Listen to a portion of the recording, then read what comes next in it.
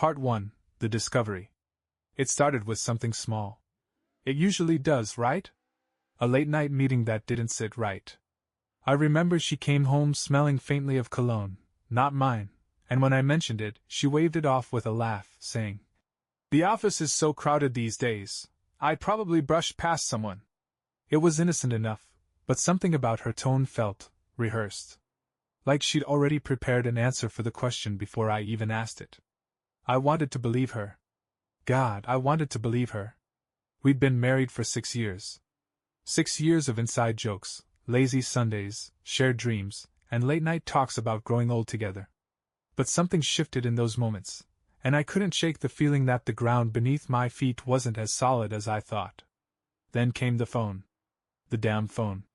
She'd always been someone who left her phone lying around the house, forgotten on counters or buried under a pile of laundry. But now, it was glued to her hand. She'd flip its screen down whenever I walked into the room, and notifications became less frequent, or so she claimed. "I muted the group chats," she said once, laughing it off. "They were so annoying." Her excuses were casual, almost too casual. I didn't press her on it because, well, who wants to be that person? The insecure, paranoid spouse? Not me. I trusted her. Or at least I wanted to. But trust is funny. It's fragile and persistent at the same time, like a spider's web in the wind. It was my undoing. Late one night, while she was asleep, I sat in bed scrolling through my phone. She'd left hers on the nightstand, face down as always. I stared at it for what felt like an eternity, my heart pounding in my chest. Don't do it, I told myself. Trust her. You don't need to look. But the doubts, the ones I'd been swallowing for weeks, finally bubbled over. Before I even realized what I was doing, I had her phone in my hands. At first, I didn't find much. Texts from friends, emails about work, even a few funny memes in her gallery. I almost put the phone down, ashamed of myself. But then I saw it. A message thread with someone named Work Buddy. I knew most of her coworkers by name, and this wasn't one of them. My chest tightened as I opened the thread. The messages started harmlessly enough, work banter, complaints about meetings, but they quickly took a turn. Flirty comments, inside jokes I didn't understand, and then, pictures. Not just any pictures. Pictures that made my stomach churn and my hands shake. Her smiling, leaning into him, his hand on her waist. Messages that said things like, "Last night was incredible. Can't wait to see you again." And then a text that hit me like a punch to the gut. "I wish I didn't have to sneak around. I hate lying to him." I stared at the screen, my mind racing, my heart pounding so loud I thought it might wake her. My first instinct was denial. This couldn't be real. There had to be an explanation. But the longer I stared at the words, the harder it became to hold on to that illusion. This wasn't a mistake, or a misunderstanding. This was betrayal, plain and simple. I put the phone back exactly where I found it, my hands trembling. She shifted in her sleep, and for a moment, I thought she might wake up. My stomach dropped, but she just rolled over and muttered something incoherent. I sat there in the dark, feeling like the air had been sucked out of the room. The bed suddenly felt foreign, like it wasn't mine anymore. I didn't sleep that night. I kept replaying the messages in my mind, trying to piece together the timeline, searching for clues I'd missed. All those late nights at work, the mysterious girls' nights, the sudden attention to her appearance, it all clicked into place like the final pieces of a puzzle I never wanted to solve. By the time the sun rose, I wasn't just hurt, I was angry. Angry at her, angry at myself for not seeing it sooner, angry at the world for tearing apart the life I thought I had. I knew I couldn't confront her yet. Not without more proof. Not without a plan. This wasn't just some petty argument or misunderstanding.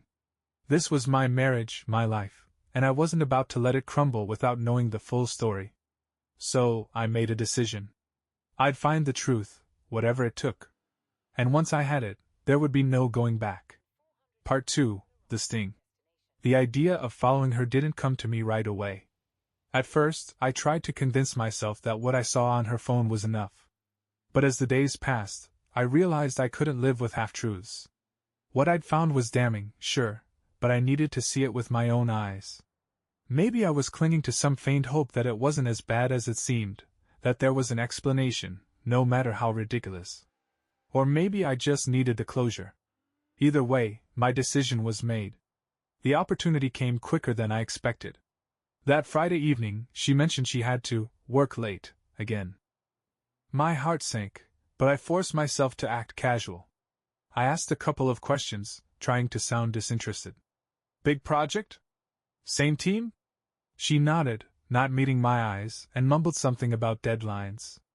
I just smiled and said, "Well, don't work too hard." She kissed me on the cheek, one of those fleeting, empty gestures, and walked out the door. The moment I heard her car pull away, I sprang into action. I grabbed my keys and followed at a safe distance, keeping my headlights off whenever I could. My heart was pounding so hard it felt like my chest might burst. It was like being in a bad spy movie, except the stakes were far too real. She didn't go to the office. I wasn't surprised, but it still felt like a gut punch when she pulled into a small cafe on the other side of town. I parked down the street, slipping into the shadows like some kind of amateur detective. My hands were shaking as I waited, my breath fogging up the window. That's when I saw him. He was already sitting at a table by the window, a tall man with an easy smile and a certain charm about him. She walked in, and his face lit up in a way that made my stomach churn. She greeted him with a hug, too long to be friendly, too comfortable to be professional. I watched as they sat across from each other, laughing, leaning in close, their body language screaming intimacy.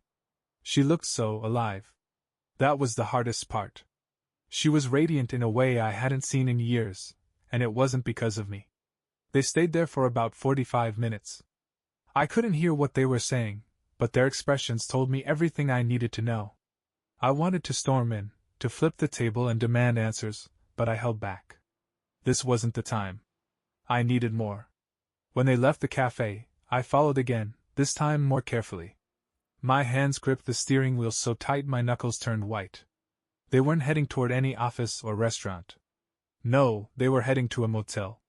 A cheap one, the kind with flickering neon signs and hourly rates. The sight of it felt like a punch to the gut. I parked a block away and watched as they got out of the car. She was laughing at something he said, her head thrown back in a way that used to make my heart skip a beat. Now it just made me feel sick. They disappeared inside, and I was left sitting in my car, staring at the motel like it might explode. An hour passed. Then another. I sat there the whole time, torn between rage and heartbreak, my mind racing through a million scenarios. I imagined bursting into the motel room, catching them in the act, making a scene. But what would that accomplish? It wouldn't erase what they'd done. It wouldn't fix anything. I realized then that I'd already lost her. Whatever we had, whatever love or loyalty had once existed between us, was gone. She'd given it to someone else, piece by piece, until there was nothing left for me. And now here I was, sitting in a car outside a dingy motel, trying to figure out what to do with the rest of my life. When they finally came out, it was dark. They looked relaxed, like they'd just come back from a spa day or a picnic in the park. She didn't even glance around to see if anyone was watching. She was that comfortable, that secure in her lies. They got into his car this time and drove off. I didn't follow. I couldn't. Instead, I sat there for a while longer, staring at the motel, trying to come to terms with what I'd seen. By the time I drove home, the anger had settled into something colder, something sharper. This wasn't just a betrayal. It was a choice she'd made, over and over again. And now I had to make a choice of my own. Part 3. The Confrontation. The morning I confronted her started like any other, which felt surreal considering what I was about to do. I had spent the entire night pacing, going over every possible scenario in my head. Would she deny it? Cry? Turn the tables and try to blame me? I wasn't sure how I'd handle any of it, but I knew one thing. I couldn't let her off the hook. When she stumbled into the kitchen that morning, still groggy from sleep, I was already sitting at the table. A stack of printed screenshots sat in front of me, like evidence in a trial. She didn't notice at first, mumbling a sleepy, "Good morning," as she went to grab a mug from the cabinet. "Sit down," I said, my voice colder than I intended. She paused, turning to look at me. There was a flicker of confusion, maybe even worry, in her eyes. "What's wrong?" she asked, her voice hesitant. I didn't answer right away.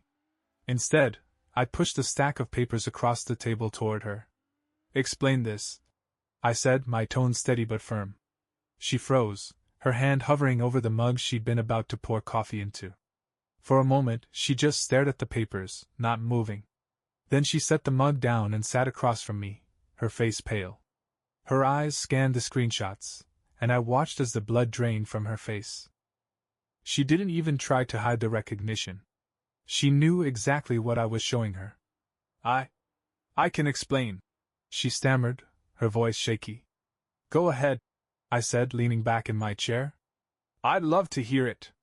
She opened her mouth, then closed it again, like a fish gasping for air. Finally, she managed to get out, "It's not what it looks like." I laughed, but it was hollow, bitter.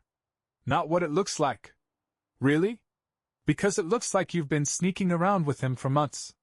It looks like you've been lying to me every single day.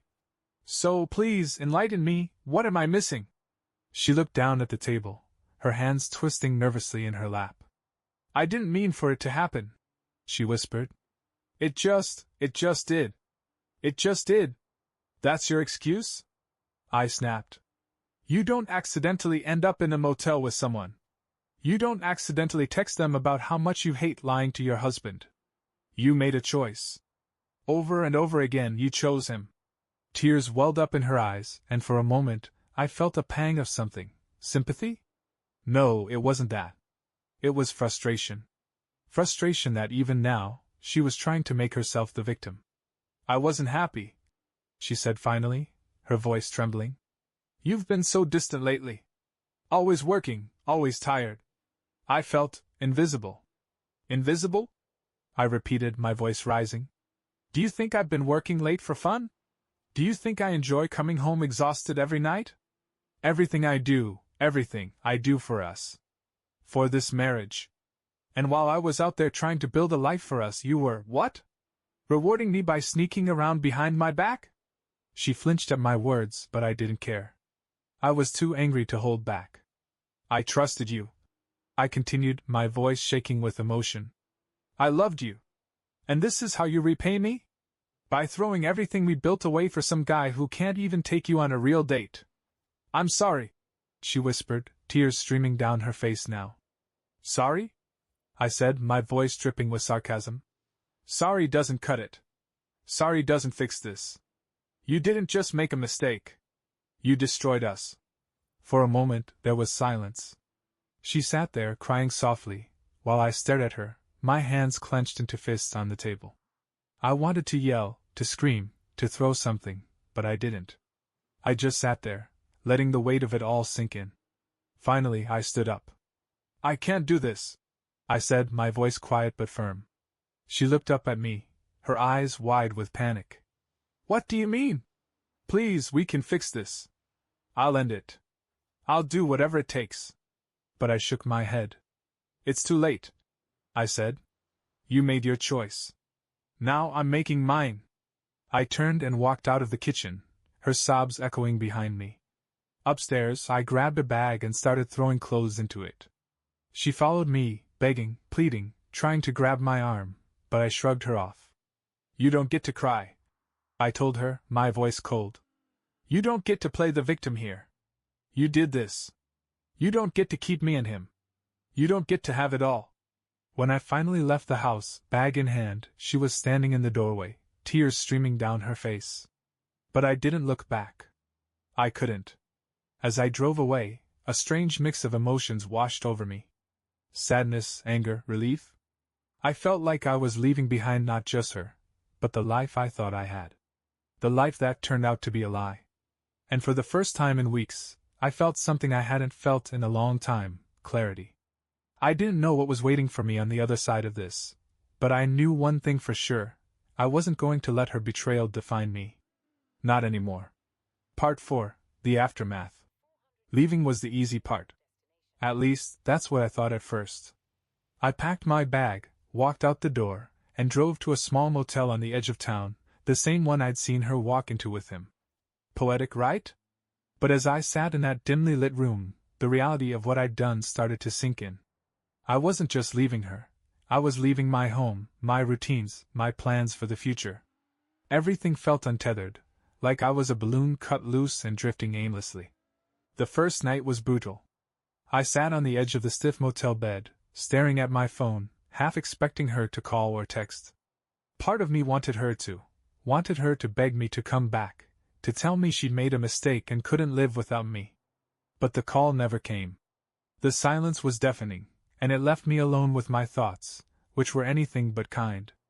I replayed every moment of our relationship in my head, like a highlight reel from hell. The first time we met, the way her laugh used to light up a room, the day I proposed, all of it felt tainted now, like someone had scribbled over my memories with permanent marker. How long had she been lying to me? How many moments that I thought were real were just her covering her tracks? The betrayal was like a splinter lodged deep under my skin, impossible to ignore and even harder to remove. The next few days were a blur. I moved into a small apartment on the other side of town, a dingy, one-bedroom place that smelled faintly of mildew. It wasn't much, but it was mine. Unpacking was a strange experience. Every item I pulled out of the boxes felt like it belonged to a different life. The wedding photos, the souvenirs from vacations we'd taken together, even the stupid coffee mug she'd given me with "World's okayest husband" scrawled across it, it all felt like relics of a past I didn't recognize anymore. I couldn't bring myself to throw anything away, though. Not yet.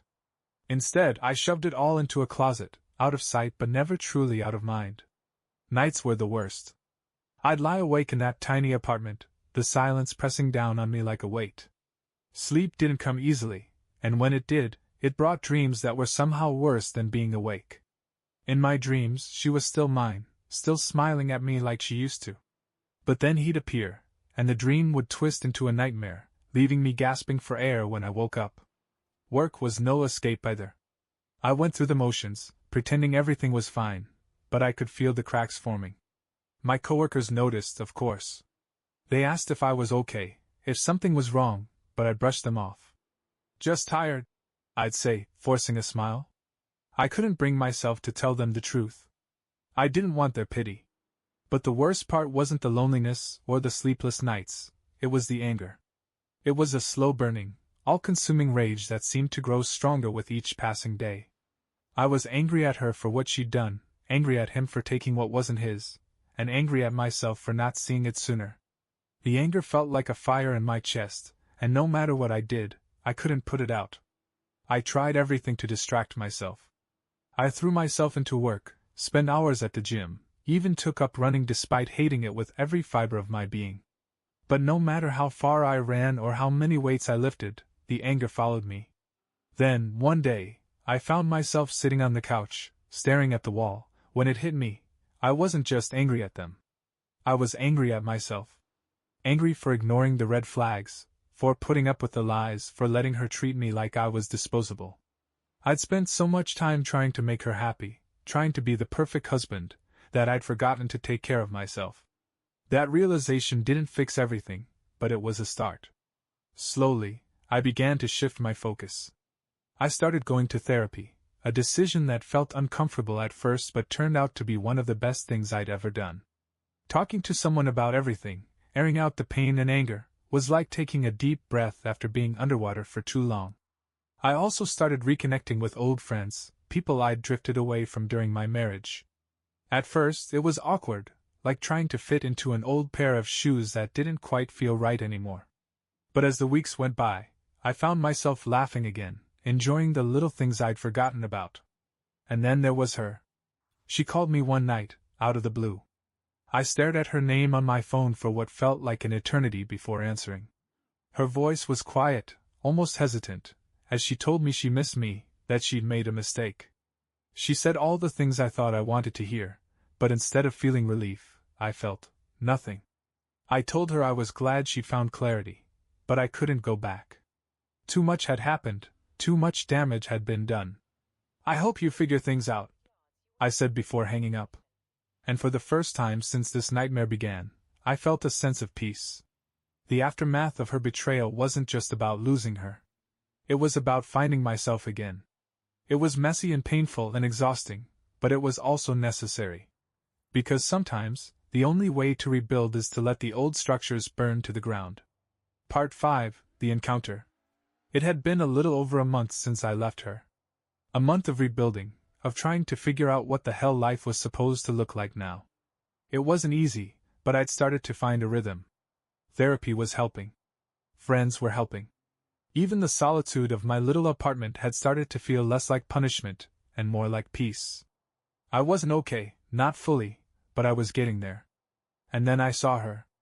I was at the grocery store, of all places, standing in the cereal aisle, debating between buying something healthy or indulging in the sugary crap I actually wanted. It had been a small victory, allowing myself to care about little decisions like that. But the moment I heard her voice, that small shred of normalcy shattered. She was on the other side of the aisle, laughing at something the store clerk had said. It was a sound I used to love, a sound that could brighten even my worst days. Now, it felt like someone had plunged a knife into my chest and twisted it.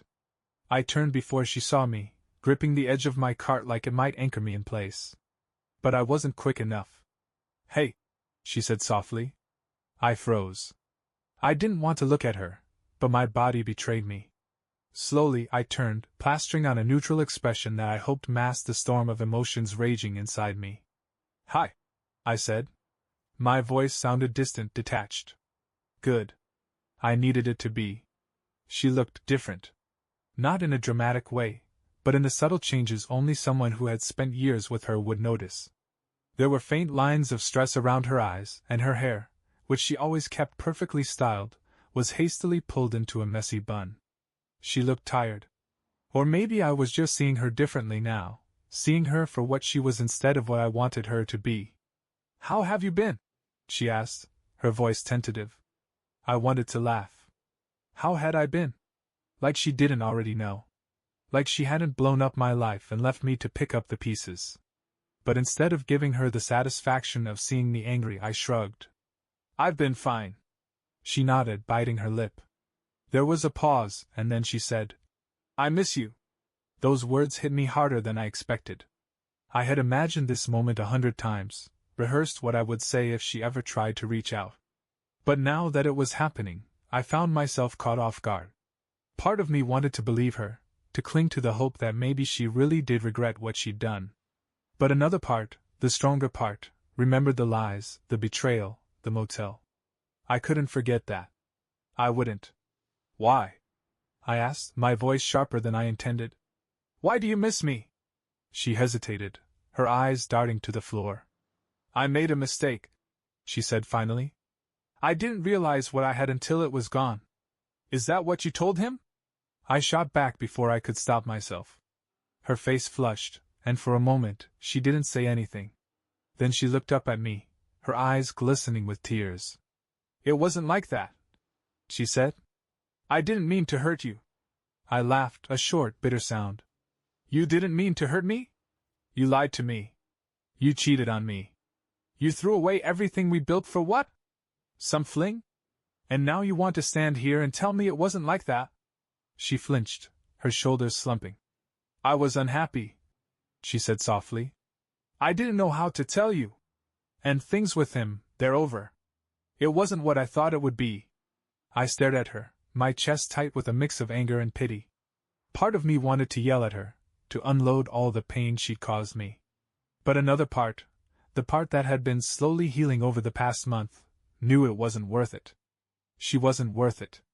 "I hope you figure things out," I said, my voice steady. "But I'm not your backup plan." Her eyes widened, and for a moment I thought she might argue. But then she nodded, a single tear slipping down her cheek. "I'm sorry," she whispered. I didn't respond. I just turned and walked away, leaving her standing there in the cereal aisle. My hands were shaking as I gripped the cart, but I kept walking, my head held high. I wasn't going to let her see me break. When I got to my car, I sat there for a moment, staring at the steering wheel.